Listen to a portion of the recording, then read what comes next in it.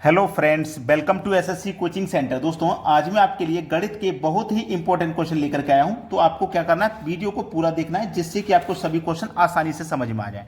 तो चलिए स्टार्ट करते हैं। पहला सवाल है 2/3, 4/9 और 5/6 का एलसीएम बताना है। क्या होगा जब इस तरीके की संख्या का एलसीएम पूछे, चाहे एचसीएफ पूछे, आप उसे बड़ी ही आसानी से बता सकते हो। यह क्वेश्चन एसएससी 10+2 2015 में पूछा गया था। आपको करना क्या रहता है, उसने एलसीएम पूछा है ना, तो ऊपर वाली संख्या का आप एलसीएम निकालोगे। अगर वो एचसीएफ पूछता तो ऊपर वाली संख्या का एचसीएफ, यानी कि वो जो पूछेगा वो ऊपर वाली संख्या का आपको निकालना है। एलसीएम पूछा है ना, तो मुझे 2, 4, 5 का एलसीएम निकालना है।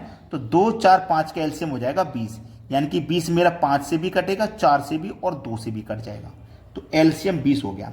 और नीचे वाली संख्या का मुझे निकालना है एचसीएफ। ठीक है, एचसीएफ। तो एचसीएफ का मतलब क्या होता है, वह बड़ी से बड़ी संख्या जो दी गई संख्याओं को काट दे। 3 को भी काट दे, 9 को भी काट दे, 6 को भी। तो बड़ी से बड़ी संख्या मेरी 3 है, जो 3 को भी काट देगी, 9 को भी काट देगी, 6 को भी।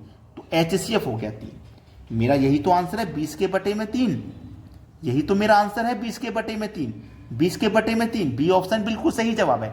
कभी भी इस तरीके का सवाल आए, अगर वो यहां पे एचसीएफ कह देता, क्या कह देता, एचसीएफ, तो हम ऊपर वाली संख्या का एचसीएफ निकालते और नीचे वाली का एलसीएम। समझ में आया ना। चलिए अब देखते हैं अगला सवाल। अगला सवाल है 1, 3, 5, 7, 9, 47, 49, इन संख्याओं का औसत कितना होगा। बहुत अच्छा सवाल है, आपसे औसत पूछा जा रहा है। अभी मैंने 2 दिन पहले एक वीडियो बनाया था औसत का, जिसमें सारी बातें बताई थी। अगर आप रेगुलर व्यूअर हो तो आपको पता होगा। 1, 3, 5, 7 ये हमारी लगातार संख्याएं विषम है। औसत संख्या विषम संख्या, ये हमारी लगातार संख्या चल रही है 49 तक, और विषम संख्या। तो तरीका मैंने आपको बताया था, फर्स्ट प्लस लास्ट। तो फर्स्ट मेरी क्या है 1, लास्ट मेरी 49 डिवाइडेड बाई 2। यही तरीका मैंने आपको बताया था, आपको याद है तो। चलिए 49 में 1 जोड़ूंगा, 50 डिवाइड में 2 कर दूंगा, तो आपके सवाल का जो सही जवाब हो जाएगा वो हो जाएगा 25। पहला ऑप्शन बिल्कुल सही जवाब है। अब देखते हैं अगला सवाल। प्रश्न है, यदि 35 आदमी किसी कार्य को 8 दिन में पूरा कर सकते हैं, तो कितने आदमी उसी कार्य को 10 दिन में पूरा कर सकते हैं। देखो 35 आदमी हैं, किसी कार्य को 8 दिन में पूरा कर रहे हैं। ठीक है, फिर बाद में कितने आदमी नहीं पता, तो x मान लो। कितने दिन में पूरा करेंगे, 10 दिन में पूरा करेंगे। ये सवाल है आपका, और कुछ ऐसा सवाल है नहीं जो आपसे नहीं होगा। 5 से कटेगा 2 बार में, 5 से कटेगा 7 बार में, 2 से कटेगा 8 4 बार में, 7 का मल्टीप्लाई 4 से कर दो तो 7 चौके 28 हो जाएगा। इधर 28 बचा, इधर आपका x, तो x का मान आ गया 28। x आपने किसको माना था, कितने आदमी, जो हमें आदमी नहीं पता थे, तो वो आदमियों की संख्या हमें पता चल गई 28 है। बी ऑप्शन हो जाएगा सही जवाब। अब देखते हैं अगला प्रश्न। अगला प्रश्न है 36 मिनट एक दिन का कितना प्रतिशत है। बहुत अच्छा सवाल है। देखिएगा 36 मिनट जो है वो एक दिन का कितना प्रतिशत है। 36 मिनट एक दिन का मतलब 24 घंटे। 24 घंटे का ही तो। अब ये मिनट है और ये घंटा है, तो इसको भी मिनट बनाने के लिए हम क्या करेंगे, 60 से यहां पे मल्टीप्लाई कर देंगे। और उसने किस में पूछा है, प्रतिशत में। और किसी भी चीज को प्रतिशत में बदलते हैं तो 100 से गुना कर देते हैं। बस हो गया सवाल, कुछ नहीं था सवाल में। 12 दूने का 24, 12 त्रिक का 36 कट गया। ठीक है, अब फिर से मैं कटा दूंगा, 3 से कटा दूंगा इसको। 3 दूने का 6 और 1 0, 20 बार में कट गया। ठीक है, ये 20 बार में कटा। ये 12 दूने का 24, 12 त्रिक का 36। ठीक है, 3 से ये कट गया 20 बार में। 3 दूने का 6 और 1 0, 20 बार में।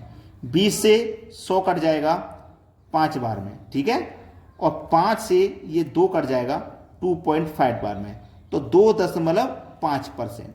ये आपके प्रश्न का बिल्कुल सही जवाब है, 2.5, जो कि बी ऑप्शन में दिया गया है, बिल्कुल सही जवाब। अब देखेंगे अगला प्रश्न। अगला प्रश्न है, एक समारोह में 32% महिला हैं, 54% पुरुष हैं और 196 बच्चे हैं, तो उस समारोह में पुरुषों की संख्या कितनी है। देखिएगा बच्चा, पुरुष और महिला मिलाकर के, सभी को मिलाकर के कितने होंगे, अपने आप में 100% होंगे। इस 100% में से आपके पास दिया गया है 32% महिला, महिला मतलब वुमेन, ठीक है, प्लस 54% पुरुष, पुरुष मतलब मैन, ठीक है, इतना ही तो है। 32% महिला, 54% पुरुष, दोनों मिलाकर के कितने हो गए? 86%। यानी कि महिला और पुरुष दोनों मिलाकर के 86% हैं 100 में से। भाई 100 में से 86% यही हैं, तो 100 में से 86 को माइनस कर दो महिला पुरुष को, बचेगा कितना? 14%। तो 14% बच्चे हैं, प्रतिशत में बच्चे 14% हैं, संख्या में 196 है। तो 14% की वैल्यू कितनी है? 196 है ना, 14% की वैल्यू 196। आपसे पूछा पुरुषों की संख्या, पुरुषों की वैल्यू कितनी है? 54%। 54% का मान पूछ रहा है, तो क्या करेंगे? 54% का मान निकालने के लिए इस 156 में 14 से डिवाइड कर दो, तो 1% का मान निकलेगा। और हमें निकालना है 54% का, तो सीधा 54 का मल्टीप्लाई आप यहीं पे कर दो ना, सीधा 54 का मल्टीप्लाई आप यहीं पे कर दो, आंसर सीधा सीधा यहीं पे निकल के आ जाएगा।